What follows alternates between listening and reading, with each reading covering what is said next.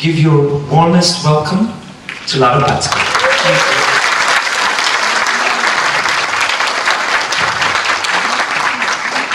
Thank you, Rubinho, and thank you all for coming, especially the morning after the party.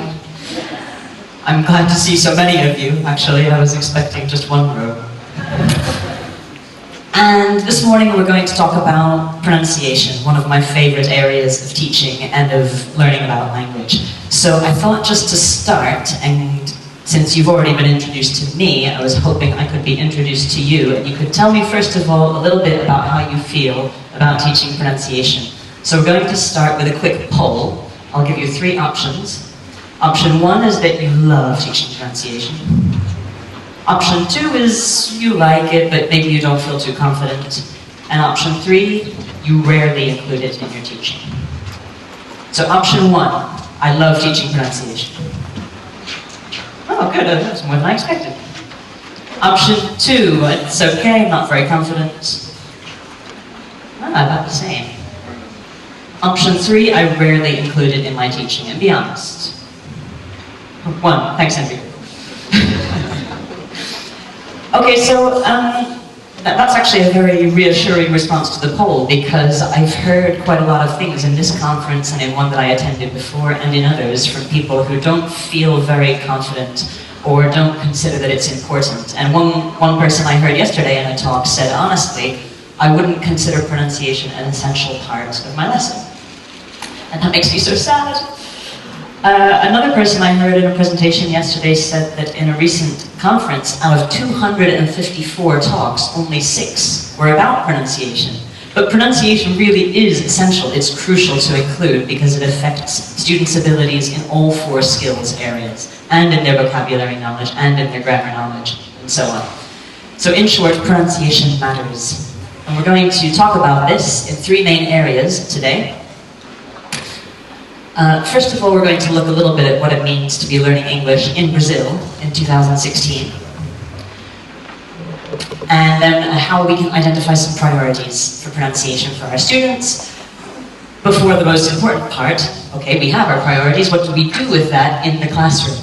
And somewhere around the middle of the talk, I will reveal what I'm talking about in the title of this presentation, because you must be wondering, why on earth is she talking about rabbits and mice? It will make sense. All will become clear. I'll also say now that the slides for this presentation will be available after the talk on my blog and from the Cambridge Brazil team. So feel free to take notes or pictures, but you can also have the slides afterwards. So let's begin. Learning English in Brazil in 2016 is quite an interesting area of research I discovered. Before I came here, I did a little bit of research. It is my first trip, and I am a researcher. And the first thing I discovered is there are a lot of you. A lot more than I ever imagined, and quite a lot more people than I thought learning English. 30 million people only in compulsory education, at least. So not including all of the private education numbers and so on. I'm sure you know that it's a major language of business and of tourism. And in terms of the different groups of speakers that Brazilian speakers of English interact with, that is also very diverse. Major business is conducted with Americans and Germans and the Chinese and Japanese, just to name the highest represented populations of speakers who learners are interacting with today, or are probably going to interact with. And in fact, this is quite representative of how English is being used around the world nowadays. So one statistic, I wonder if you know the number hiding behind this little pink starburst. Approximately what percentage of spoken interaction in English takes place in the world with no native speakers? Okay, so let's say, who thinks about 20%? Do this if you think it's more, this if you think it's less. 30? 40? 50? 60? Okay, we could be here all day. 80% is the estimate, and this is a statistic that's already 25 years old, so it's probably actually increased since then. There's also an estimate you might be aware of, that for approximately every native speaker or first language user of English in the world, there are at least 3 people using English as their second language, or third, or fourth, and so on. So, what I'm talking about in this presentation is a slightly different perspective on English. And we often talk about English as a foreign language. But if you are a Brazilian speaker of English, doing business with a Chinese speaker of English, who is the foreigner in that interaction? And this second term, ELF or ELF, as some people call it, you've already heard several times in this conference, so I won't go into detailed definitions, but this is what we're talking about now, is the concept of English being used as a lingua franca, as a contact language. And the point that I'm making here is not that one of those replaces the other, or is better, or more important, or less important than the other. It's simply a different way of conceptualizing how English is being used in a given interaction. Because the industry traditionally assumes that the person listening is a native speaker, and that's simply not realistic in a lot of cases. So, we can summarize and say that in most interactions in English nowadays, English is not the first language of all or of any of the speakers. And they may not share the same first language. And in this case, English becomes the communicative medium of choice, and often the only option. And I really like this definition because this is a very inclusive way of seeing English, not exclusive. This includes first language speakers of English, and second, and third. The point is simply that English becomes that medium of choice for the communication. So it's not about removing native speakers from the equation. It's not about replacing the concept of English as a foreign language. Simply a different way of looking at things. And of course, this presents some interesting new challenges and opportunities, especially for pronunciation and listening, because with so many voices in the mix, we need to be prepared for incredible diversity. And here's the thing. Variation is the norm in language. It's not unusual to find variation. I'm learning this in Brazil, particularly. I've been learning a few phrases in Portuguese. Everybody says them differently. And so is the case in English. And I'd like to give an example of variation, not only between speakers, but even within individual speakers. An example of personal experience. So I'm going to introduce you to somebody. You may recognize her.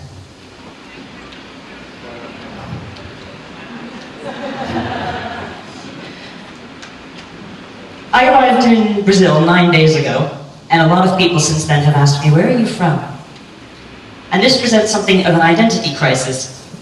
An identity crisis that I didn't have when I was 4 years old. But the seeds were being sown. Because I was born and grew up until the age of 11 in the United States, to an American father and a British mother. And my pronunciation has changed quite a lot in my life. And I identify with both of those sides, and I don't know how to answer the question, where are you from? I'm sorry, I can't tell you if you're still wondering. I'm from the Atlantic. In terms of accent variation, though, even within one person, then you can have quite a lot of variation. So I would say things as a child like, can I have a cup? My mother's pronunciation. A water. My father's pronunciation, and the local pronunciation. And of course that changed over time and I became more consistent. When I moved to England when I was 11, children at school would ask me, do you say lift or elevator? And I'd say, well, it depends who I'm talking to. So I was a precocious little brat. But the point is that we make linguistic choices like this every day, and we normally do it so automatically and so naturally that we don't realize how sophisticated that is, and actually how normal that is. We make choices of how we say things according to who we're speaking to. And we all know this. We know this as teachers, and we know it intuitively as language users. We don't speak the same way to our mother, our children, our grandparents, our lover, our teacher, the stranger next to you on the bus, the person who sells you your fresh fish at the market down the beach. Everybody receives a different version of your English. So my strong recommendation is to embrace variety. We might like to think that English is simpler, it might be easier, it would make our lives as teachers much easier. But do we really want to teach our students English how we might like it to be, or how it really is? What are we preparing them for, really? The choice that students are often offered, it's early, if they are offered a choice at all, is British English or American. But I find that too reductive. You know, what's behind door number 3? If you offered me orange juice or apple juice, I would probably choose apple juice, but that's because I never discovered graviola. And now I know there's something else, there's an alternative, I might choose that alternative, and it would be an informed choice based on discussion and so on. So the point is that all languages and all speakers exhibit variation in pronunciation and in other ways. English is no exception. But with so many options before us, how do we know then where to begin? How do we prioritize? Well, I have the answer, or else you wouldn't be here. I'm only 10 minutes in. So we have some new challenges, some new aims for ELT, and with many different accents, my feeling is that in a lot of cases, for a lot of learners, it's more useful to focus not on acceptability to some anonymous native listener somewhere, but on intelligibility. And to define what I mean by that, because there are a lot of definitions, I'm talking about the extent to which a speaker's message is actually understood by a listener. And that involves many things, not only pronunciation. We can say that it involves both identifying words and also understanding the speaker's intended meaning. So of course it's quite complex to talk about what is intelligible. Today we're only going to focus on the sound aspect of that. And we also need to think, remember, intelligible to whom? If the person that is being spoken to also uses English as their second or third or fourth language, then maybe the norms and the expectations of a first language listener aren't relevant, maybe. And there's been research into this, so you can guess where the maybe is going. So it's a two-way street. Pronunciation is about speaking, but also about listening. And so we're not only talking about preparing our students to speak clearly and be understood, but also to listen flexibly, because they're going to hear a very wide range of accents of English today. That also means that we need to choose our materials and choose from our materials appropriately if we're preparing students for this use of English. And we need to rethink what an error is, or what a mistake is. We might need to be a little more flexible or a little more open in our definition. And at this point I'm going to say, as I learned more and more about this area of English usage and about pronunciation, I stopped using words like good or bad, right or wrong. They're just too simplistic. What counts as good pronunciation or bad pronunciation if you're talking about being understood? And of course, when somebody speaks and they express their ideas, there are many other ways in which they can be judged by a listener. But again, for today, we're just looking at being understood, about being intelligible, about the listener understanding what the speaker is expressing on a level of sound. And I'll come back next year and do the other presentation.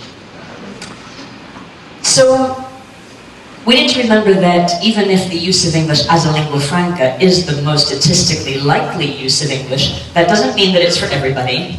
And I want to be really clear from this point. I'm not saying out with the old, in with the new. It's not a replacement. It's simply a different way of looking at how English is being used, so that we can prepare our students for what they really need to do, if what they really need to do is communicate in lingua franca contexts. Now from this point, it gets a little technical. But you seem like a great audience. I've been here a couple days. I think you'll be fine.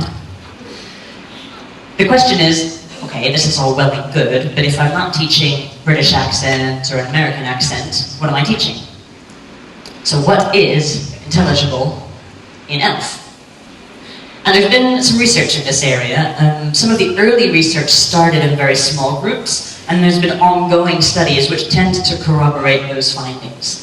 So what we're talking about is, instead of comparing our students' pronunciation to a received pronunciation model, for example, or General American, we can talk about the lingua franca core. This is the core group of sounds which are essential for understanding in lingua franca contexts. And outside that core, in the periphery, there's space for the speaker to have an accent which shows something else about them, maybe where they're from, or some other aspect of identity, if they wish to express that, or if they struggle to express anything else.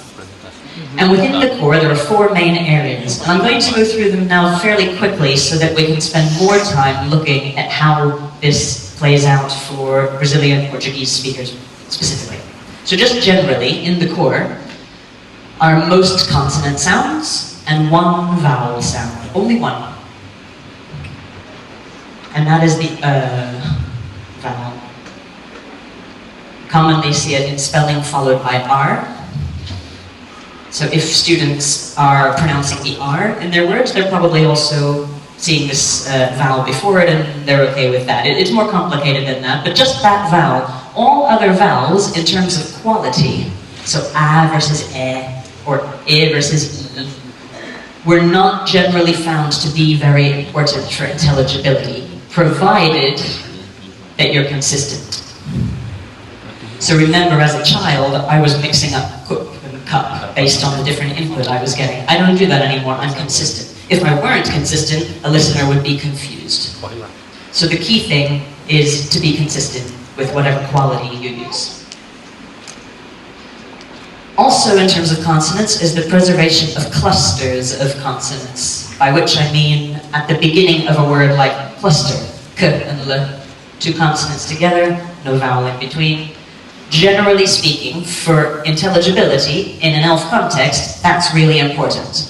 And of course, students have different strategies for dealing with this if they find it difficult. Some students in Brazilian Portuguese communities, for example, might insert very small vowels between the consonants to ease articulation, or they might remove consonants entirely. Research suggests that the first strategy is better. If you have to do one, don't remove consonants. And a colleague of mine gives a great example of this. He teaches in Spain, and some Spanish speakers of English have difficulty with the sp, or the n, s, p in that phrase, in Spain. If they add a little vowel, like in Spain, not a big problem for intelligibility. If they remove a consonant, suddenly they're in pain. Or insane. Not good options. And jokes aside, not good for intelligibility. So if you have to have a strategy, using a little vowel in between is not the end of the world, so the research suggests.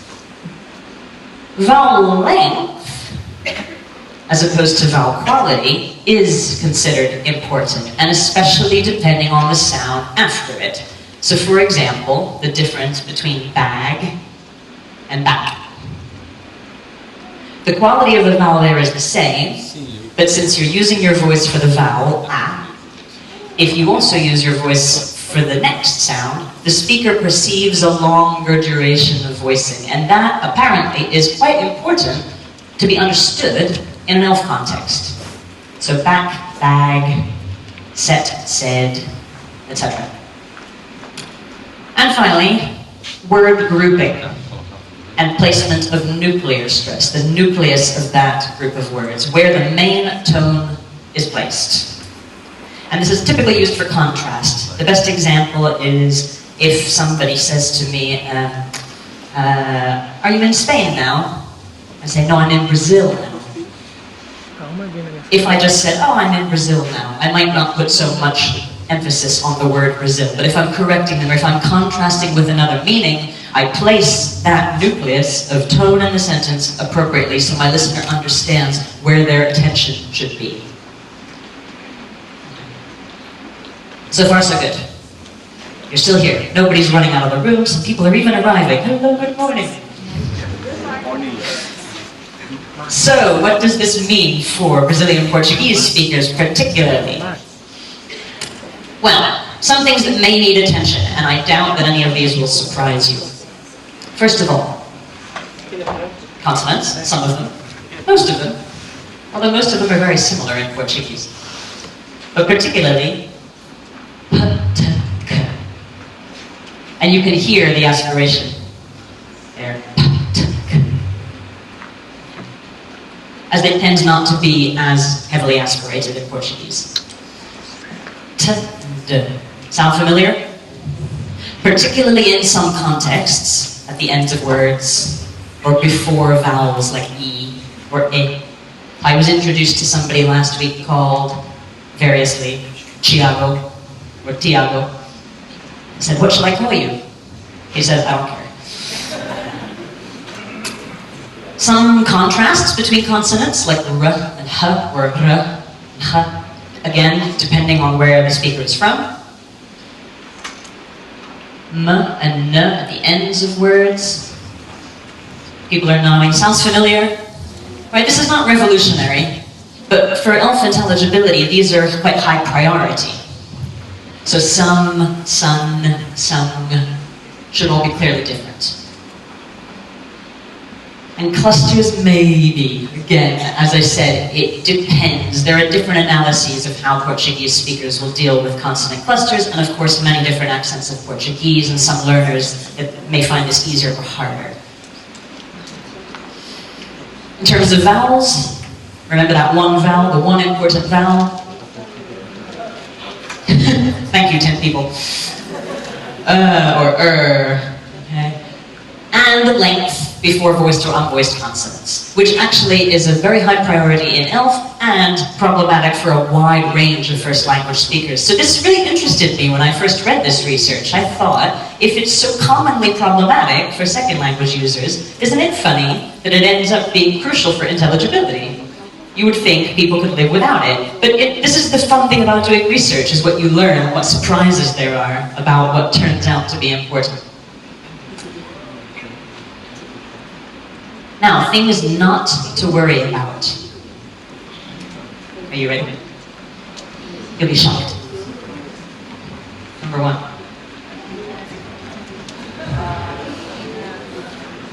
These two sounds, th and the, are so commonly substituted, not only in second language varieties of English, in first language varieties too.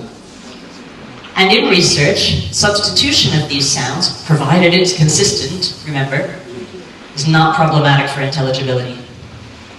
If your students say I think, or I sink, or I tink, instead of I think, as long as they do it the same way every time, you're unlikely to see communication break down. Nobody's leaving the room yet? Good, still with me. This dark L at the ends of words, also quite characteristic of Brazilian accent in English. So if your students say they're from Brazil, fine. Let it go. If they say, I feel good, fine. They feel good. Schwa, not that important. If your students struggle to reduce unstressed syllables to a schwa, again, it's not likely to break down communication. It is likely to reveal that they haven't learned English as their first language. Well, they haven't learned English as their first language. Doesn't matter. It's not going to break down communication. And word grouping and stress, maybe. As I understand it, the placement of the main stress in groups of words in Brazilian Portuguese is quite similar to that in English. Although when we talk about contrasting, like I did before, you could use the stress placement or syntax variously. That's very exciting to one attendee. So you may need to pay attention to this. And as with all other aspects of good teaching, know your students. Listen to your students and respond accordingly. So this may be an issue. Don't worry about precise vowel quality, just be consistent. Rising and falling intonation, don't worry too much. Again, it's not likely to break down understanding. So all of the kind of sing-song question intonation, no, rise, or they won't know you're asking a question. Yes, they will. And syllable timing. Okay, so if your students are giving roughly equal length or weight to each of the syllables, probably not going to break down intelligibility. So, remember all of that? Quick test. And this is where you discover the title of the presentation. If your student is trying to say something about having bad habits, and they overcorrect themselves and say they've got some bad rabbits, from an ELF perspective and intelligibility, would you correct this? Yes. Hands up. Oh, good, you learn fast. So would I. If your student is talking about something to do with mouse traps, you're thinking, what? And they're actually trying to say mouth. But if they always replace with s. For ELF intelligibility, would you correct this?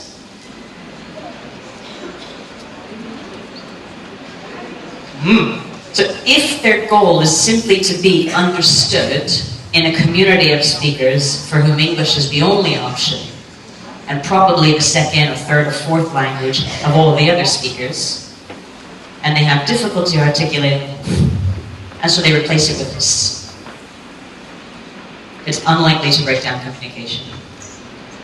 And I know that this is really uncomfortable for a lot of teachers. We focus on these sounds all the time. It's the most fun we've had with our tongue in decades. But it is very unlikely to break down communication. So again, I'm not saying throw away everything you've ever done. And if your students can say, fine, good for them. But if you're sending them home every night for 1 hour's homework to sit in front of a mirror and do this when they could be out on the beach drinking caipirinhas, maybe your priorities are not aligned with their needs. Maybe, again, if their goal is to use English as a language of communication, as a lingua franca. So that brings us to what to do in the classroom. Let's imagine we've identified that our students' priority is to use English as a lingua franca. We know which pronunciation features are in the lingua franca core, and we decide to focus on those and not spend too much time on other areas. What can we do? Thank you. We're talking about an evolution of techniques, not a revolution. These will all be familiar to you if you spend any time on pronunciation ever in your teaching. First of all, focusing both on their productive skills and on their receptive skills. So it's not only about speaking to be understood, it's about preparing to listen to a wide variety of other speakers. And for the sake of time, I'm focusing on the first one in this presentation, but there is also a lot of literature available on developing students' receptive skills. I also gave a webinar on this topic last November for Cambridge English Teacher, and I'll give you a link later in the presentation if you'd like to learn more about developing those listening skills. You'll also need to filter and to supplement your materials, as you probably already do. If you're working with material which is designed to prepare your students to speak with, for example, an American accent, that doesn't mean the material is problematic, and it doesn't mean the material is irrelevant for all students. But it may not focus on the same priorities as some of the students. So again, as with all teaching, you'll need to assess how appropriate certain activities are and choose accordingly for your students. Also, basic techniques of raising their awareness, both of other people's speech and of their own, and drilling, practicing, because pronunciation is a physical skill. It's predominantly automatic and habitual and physical. So drilling and practicing making those sounds is really important, whatever the student's goal. And of course, for individual students' needs, there's always homework and on-the-spot correction. So again, as with everything else, know your students. And you can give them individual tasks as appropriate.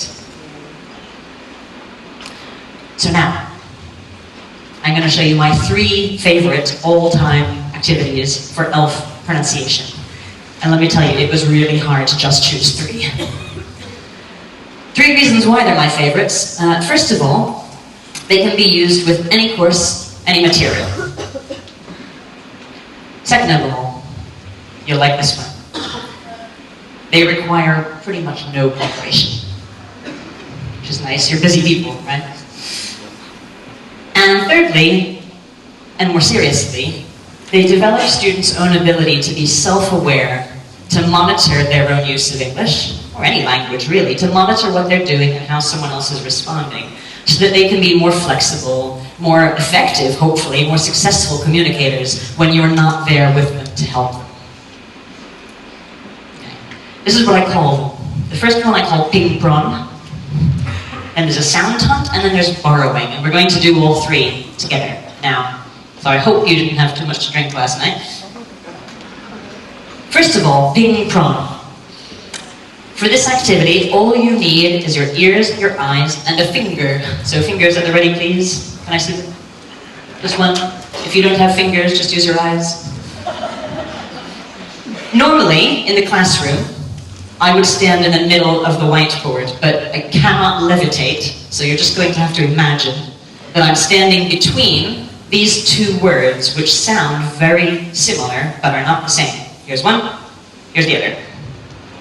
Does this seem like a familiar pair some students might have difficulty with in your contexts? Okay. And this is what you do. You stand in the middle, teacher goes first, and you just mix them up. Students don't have to say anything, they just need to listen and identify which one they heard. Are you ready? So I'm going to start. You just need to point. Cough. Coffee. Coffee. Cough. Coffee. Cough. Cough. You get the idea? And then it's the student's turn. So, if you'd like to just imagine your students doing this by yourself, that's fine. You don't need to participate. If you'd like to try it, then with someone sitting near you, can you just take turns to do the same thing? One of you alternate words, one of you indicate which one you heard. I'll give you 30 seconds.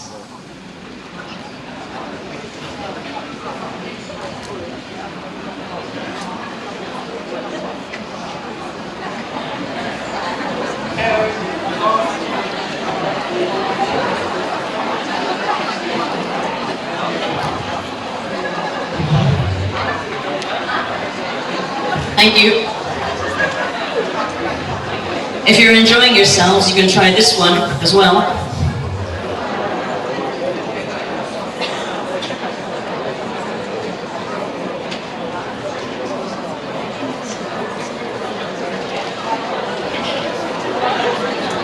Okay, thank you. I have to stop you there, I'm sorry. I know it's fun. But can you see how simple this is? You can do this with any pronunciation goal. It doesn't have to be ELF, but it just so happens that a lot of intelligibility areas, let's say, in ELF, are about very subtle contrasts. So I find this a really nice activity to practice those subtle contrasts. It's really easy. If something comes up in a lesson that you weren't expecting, you can just write this on the board and quickly work with it. It's easy for the students to test each other, and it's kind of funny. Very simple.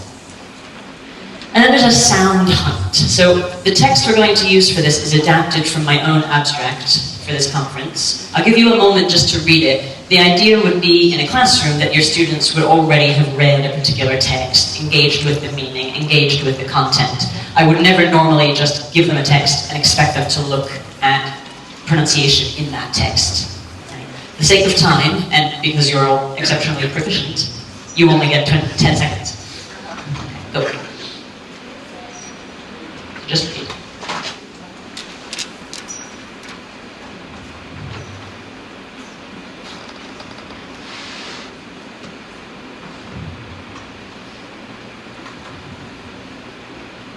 Okay? Now, having done all the various comprehension work that you would normally do, what I would try to develop in the students in a case like this is a sense of phonic awareness, so matching the graphemes with the phonemes, matching what they read with what they hear, or might hear. And I would pick things that would be appropriate to my students. So in this case, again, focusing on a Brazilian Portuguese context, first we're going to look for this sound in the text, and depending on how much support your students need, you can tell them ahead of time how many examples there are, or if you've had time to prepare it. So I'll tell you now there are 3, and I'll give you 30 seconds to find them.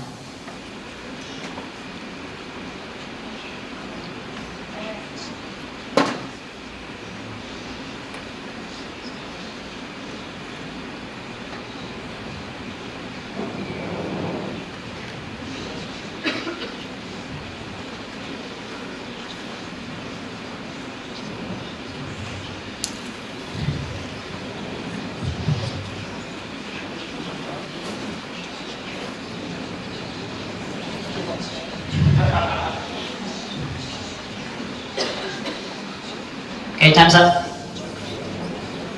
Sorry. Want to see where they are? Do you disagree with the person near you?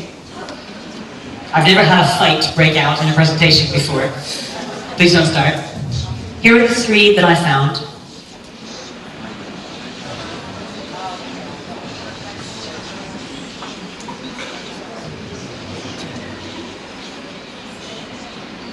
And then if you like to, if it's relevant, if your students need it, you can increase the challenge by getting them to contrast this with another sound which they might sometimes confuse. Can you guess which sound I'm going to choose?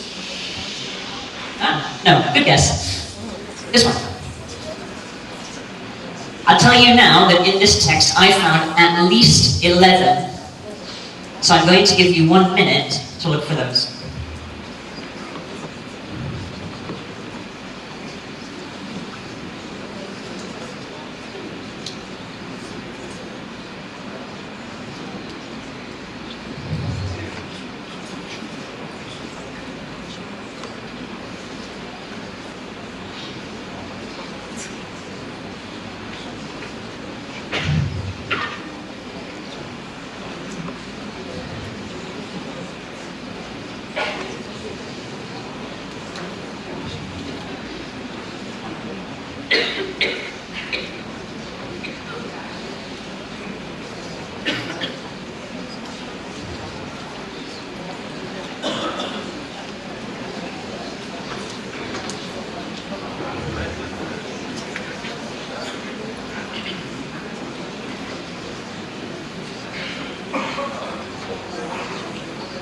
Okay, your minute's up and none of you has 11 fingers, I think. So,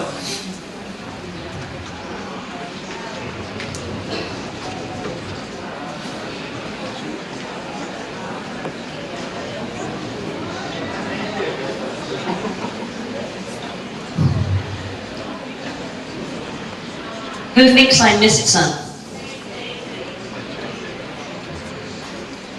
Come on, I didn't miss any. They're special. These ones, can you see the color, okay? The ones in green. Remember I said that I found at least 11. But here's a nice way of pointing out to your students variation in pronunciation. Because if you look at a word like this one in the middle, not, with careful speech, I might say not. In rapid speech, I might say not. Same goes for native. In careful speech, or in some accents, I might say native. In other accents, in my natural speech, I would say native. In other accents, they might say native. So it could be one of these 2 sounds. The point here is not to set a trap, it's not to catch anyone out, it's not even to find every example. If my students found 2, I would be happy. The point is to raise their awareness and raise their curiosity and look at these things and become language detectives so it actually becomes engaging and not frightening. But they start to recognize just how diverse pronunciation is. Do you forgive me for tricking me? Well, good, because I need you to participate in the next one. So this one I call borrowing. There are lots of examples of sounds where a particular sound doesn't seem to exist in the student's first language, but in fact it does in some contexts, and they might not be aware of it. So what you can do is find it, and they can borrow it into their language. And I'm going to show you in a moment a video that I made of this technique used with a student of mine who came from Sao Paulo State. And in one of our lessons, he had a lot of trouble with the R at the beginning of words. And in one of our lessons, I noticed that he was trying to find a word, and he was saying something under his breath. Something like value, like valor. Something like that. I don't speak Portuguese, I'm sorry, not fluently. And I thought, hang on, I just heard him make that sound. I thought he couldn't make that sound. Now in the end, I came to the classroom one day to work on this, and my student was gone. He'd gone back to Brazil, he was too cold in London. He didn't tell me, he just left. So unfortunately, his voice is not in the video, so I'm going to have to ask for your help if you speak Portuguese, or if you just want to have a go. And these are the 4 steps that I follow, which you'll see in the video. So first, I found an example of that sound in the student's first language. And in this case, it was this word valor that he was saying. Then I got the student to pronounce the word in his first language. I said, Portuguese is okay, use this word, how do you say it? He said it.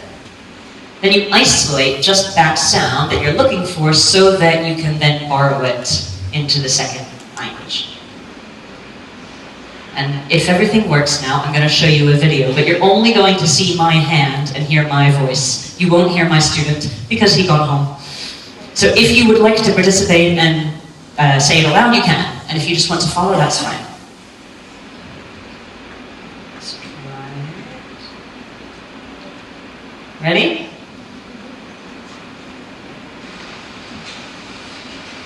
This is Portuguese. This? How do you say this? Again? And how do you say this? Again? Now this is English. How do you say this? Okay. So,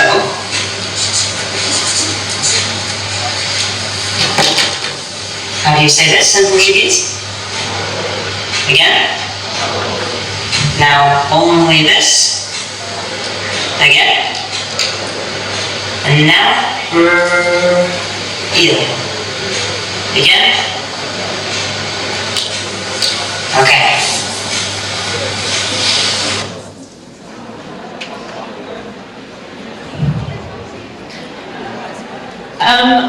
Somebody has said this will only work with people from Sao Paulo. I disagree, but let me explain why. Those speakers of Portuguese sound that way, those speakers from that region. But hands up if you are not from Sao Paulo. Keep your hand if you know how people from Paulo sound.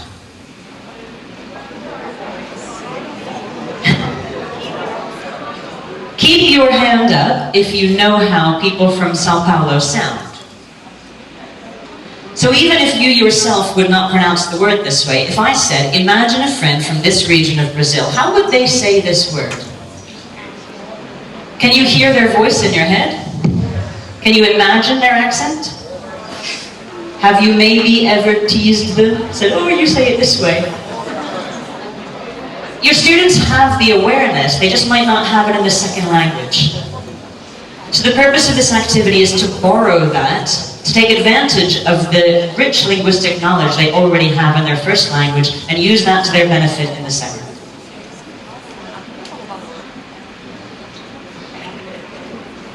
To try another example of this, what drink is in this cup? Tea or chi? Remember I said I was introduced to somebody last week called Tiago or Chiago? So again, just another example of how you might raise your students' awareness of where this combination of sounds exists already in their mind, in their first language, which they're already comfortable with and they feel empowered in. And then you can transfer that to the second language. So I'm going to finish by showing you some places where you can get some more inspiration. One book which is very popular, it's old but it's popular, is Ship or Sheep. It's full of examples of minimal pairs. And these are often hard to think of. There's also English pronunciation and use, which is generally designed for self-study, and although it's not written predominantly for ELF intelligibility, it does have a lot of examples of different accents, a lot of recordings, and some very good awareness-raising activities. There's also pronunciation games. When I was teaching, this was my all-time favorite resource, because there are a lot of games that you can adapt. You can insert your own example words. And there's also ELF-Pron, which is a website I set up a couple of years ago with a colleague of mine who, like me, was studying this phenomenon And we were making a lot of materials and learning a lot and reading a lot of research, and we really wanted to share it with more people. So we started putting resources here. Because it takes a lot of work to make your own materials and make your own resources, to find videos like this and so on. And this is the webinar I told you about earlier. And again, remember, I can send you all of these slides. They'll be downloadable from the ELF-PROM website, and you can get them from Cambridge, Brazil, if you go to the stand or if you email a representative. So this is the other side. This is the listening side. So to summarize, some good news. Pronunciation is not contagious. Okay? You can't catch good or bad pronunciation from those around you. Research doesn't support this. What you can catch is someone else's attitude. Attitudes are contagious. And if you feel unsure, or you don't like it, or you think something is rubbish, your students will notice that. But if you say, actually, there's a lot of things you can already do, you're doing them in your first language, and actually maybe this isn't a priority for you, maybe this is, the students will pick up on that, and that's a much more positive message. Some research done this year, just published, or just about to be published, showed that being a non-native or native English-speaking teachers, and I quote, is not a critical factor in teachers being effective pronunciation teachers. So again, if you're thinking, well, but I'm not sure, I don't feel that confident, I don't have the analytical skills, that is not the preserve of a second language user of English. And it doesn't matter what your first language is. According to research, you can still have a positive effect on your students' pronunciation. Also, if you share your students' first language, you have a bilingual advantage. It's much faster for you, with your awareness of Portuguese, to understand your students' needs and to find examples in their first language that will help them in the second. I spent years reading books about this. Okay? You have a massive advantage there. And you're also a good second language role model. You're a good example for your students of someone who uses English very fluently, very proficiently, very effectively, despite not accidentally being born in a country where you picked it up as the first language. And of course, you're not the only one. There are also other positive second language role models all around you. All you need to do is look at films and television and sport, for example. I asked a Brazilian friend of mine before this talk if he could suggest anybody, and immediately he said, Rodrigo Santoro, Wagner Moura, Gisele Bündchen, Sonia Braga. There are lots of actors, actresses, and so on, people who are from this country using English very successfully internationally. Another piece of good news, if you have a narrower focus, you have more time, and who doesn't need more time? And the last thing I want to leave you with is just to remember, intelligible to whom? I said earlier in the presentation that I'm not suggesting we replace one way of teaching English with another if it's not appropriate. People who were here yesterday in Ben's plenary at the end of the day heard a lot about labels. And I think I agree, labels can be very detrimental. They categorize people and they limit them. But from my point of view, ELF is not a label for a user, it's simply a description of a phenomenon. It's just saying, this user of English is using it in this way, and this other person might be using it in another way. So it's simply a description of what is happening in a lot of English situations in the world in 2016. And to me, that is just common sense. So thank you very much.